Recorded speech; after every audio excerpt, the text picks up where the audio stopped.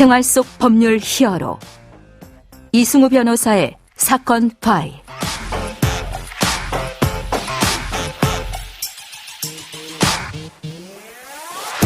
안녕하세요. 사건 파일 이승우 변호사입니다. 각종 사건 사고에서 여러분을 구해드리겠습니다. 오늘 열어볼 사건 파일은 상표법 관련 사건입니다.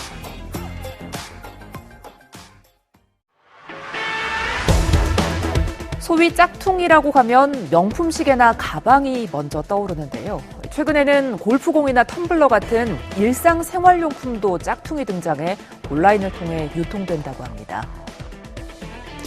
해외의 많은 글로벌 기업들은 대한민국 국내의 주요 로펌들을 통해서 대한민국 내의 상표권 침해 행위를 적극적으로 단속하고 있습니다. 자, 그런데 우리나라 기업들 잘 지키고 있을까요? 이 부분에 대해서 국제팀에서 다양한 해외 자문 업무를 수행하고 있는 법무법인 법승 정현재 변호사와 알아보도록 하겠습니다. 안녕하세요, 변호사님.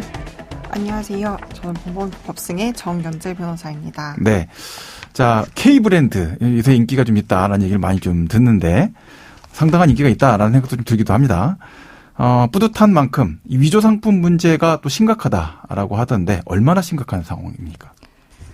전 세계에 불어닥친 한류 열풍에 한국 브랜드, 즉 K브랜드의 인기는 과거 어느 때보다 더 높아졌고 네네. 이로 인해 위조 상품이 해외에서 기승하고 있다고 합니다. 네. 최근에는 피해 업종이 종전 전자제품, 자동차 용품, 화장품 등의 분야에서 의약품, 농식품, 캐릭터 상품 등 다양한 업종으로 확산되고 있다고 합니다. 지금 말씀하신 내용 들어보니까 우리나라 브랜드 다 전반에 걸쳐서 문제가 생긴다 이런 생각이 드는데 자, 이렇게 넓은 여러 분야에서 짝퉁 문제가 생기고 문제가 불거지고 있는데 우리나라 기업들은 잘 대응하고 있습니까? 최근 중국에서 상표권 등 침해를 인정한 판결을 소개시켜드리려고 합니다. 네네. 국내 식품 기업인 CJ제일제당, 오뚜기, 대상, 삼양식품 등이 상표권 침해 소송으로 공동 대응하였는데 중국 청도태양초 식품유한공사, 정도식품유한공사 등을 상대로 소송을 제기하였다고 합니다. 네네. 이에 이번 중국 법원 판결은 한국식품산업협회와 식품기업들이 2021년 12월 중국 법원에 제기한 소송 7건 중 5건에 대해 한국식품업체의 손을 들어주었다고 합니다. 네네. 금액은 얼마 정도 배상을 받았나요? 네, 찾아보니 중국 법원이 중국 업체에 대하여 CJ제일제당에게 저작권 위반으로 10만 위안, 상표권 위반으로 15만 위안, 네네. 삼양식품에 대하여 저작권 관련 20만 위안, 상표권 침해에 대해 15만 위안, 대상에 대해서도 25만 위안의 배상금을 지급하라고 판결했다고 합니다. 환율 계산을 해보니까 10만 위안이 한 3,600만 원 정도 되는 것 같은데 그러면 이제 이 기업들이 상당히 큰 식품 기업들이잖아요. 상당히 오랜 기간 동안 또 문제된 걸 갖고서는 이제 고소고발을 하거나 소송 제기했을 것 같은데 3,600만 원, 7,000만 원 이렇게 되면 상당히 적은 금액이 인정된 거라서 소송으로서 어떤 가치가 있느냐 이런 또 궁금증을 갖는 또 청취자분들도 계실 것 같아요. 어떻습니까? 물론 배상금 액수는 그리 큰 금액이 아니지만 과거 중국에서 상표권 등 침해를 인정하지 않았으나 요즘에는 인식이 발전하여 변화가 발생하고 있다는 기조에 조금 더 중점을 두시면 좋을 것 같습니다. 이번에 항저우 아시안 게임 보니까 이제 글로벌 스탠다드를 좀 지키려고 중국도 나름대로 노력을 하고 있는 것 같다 생각도 들고 중국 브랜드도 해외 진출을 염두에 두고 있는 부분들이 있어서 앞으로는 상당 부분에서 중국 법원도 전향적인 태도를 보일 수도 있다. 포기하면 안 된다. 이런 의미로 제가 선회하면 될까요? 네, 그리고 적극적으로 저희 위반된 부분들을 적극적으로 주장을 하다 보면 이제 액수도 늘어나지 않을까. 기대하고 있습니다. 자, 그러면 외국에서 이 성행하고 있는 저작권 침해나 이런 여러 가지 지적재산권 침해에 대해서는 어떻게 좀 처리를 하고 계신지요?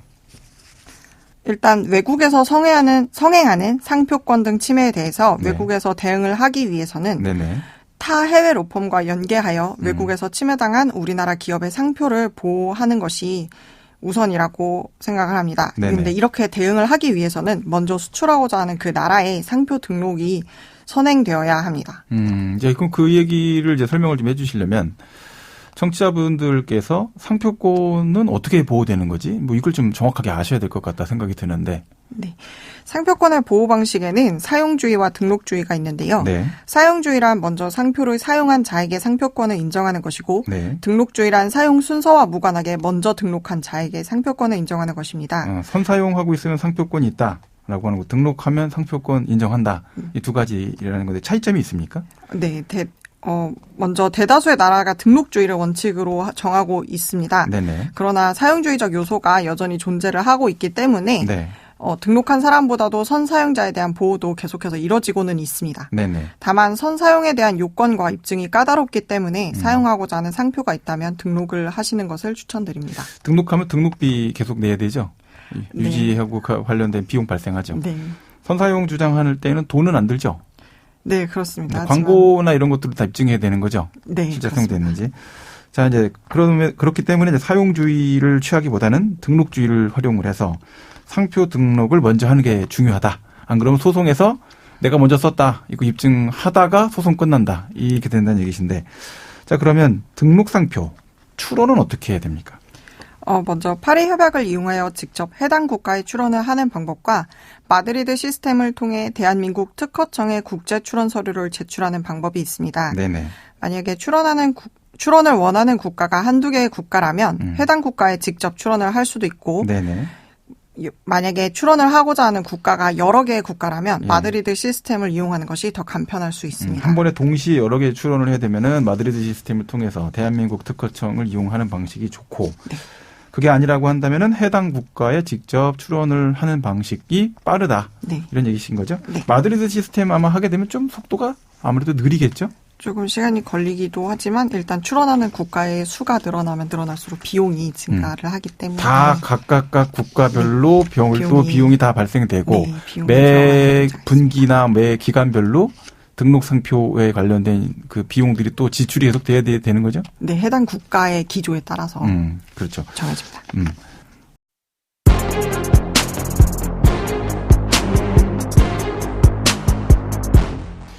자, 상표권 관리와 관련된 이야기 계속 이어가고 있는데요. 상표권 침해 관련된 실제 사례 좀 간략하게 한번 전달해 주시죠.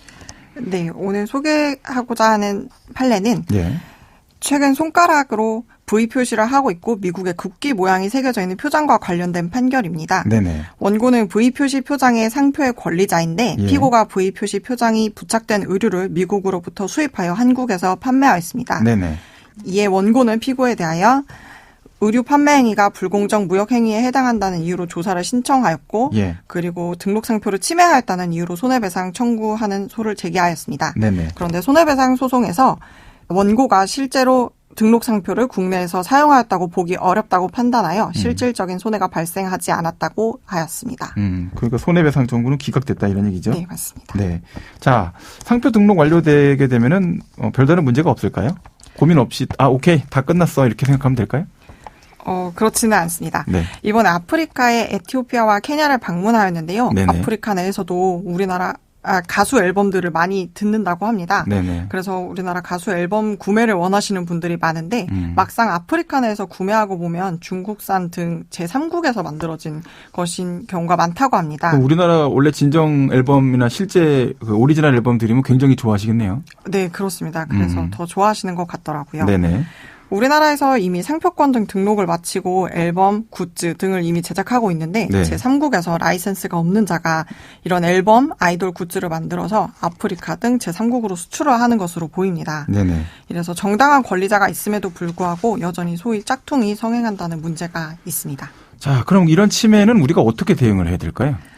일단 앞서 소개해드렸던 중국의 식품 사안과 같이 가짜 제품을 만드는 국가에서 상표권 등 침해에 대한 법적인 조치를 취하는 것이 기본적으로 이루어져야 할 것 같습니다. 네네. 그리고 적극적으로 해당 시장에 우리나라 기업이 진출하는 것도 이루어져야 될 것 같습니다. 이거 관련돼서 보면은 해당 그 업체 또는 사업자 단체 이런 데에서도 정부에 관련된 공공기관에서 적극적으로 소송 진행과 관련된 것들을 좀 모아서 같이 진행해 주는 그런 절차가 진행되면 비용 부담도 많이 좀 줄고 할 수 있을 거라 생각이 좀 들기도 하고 외국에서 만들어져서 우리나라로 들어오는 경우는 어떻게 하면 좋겠습니까?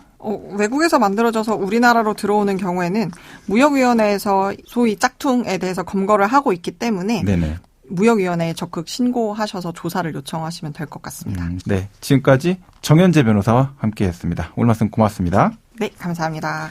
생활 속 법률 히어로 이승우 변호사였습니다. 내일도 사건에서 여러분들을 구해드릴 사건 파일 함께 열겠습니다.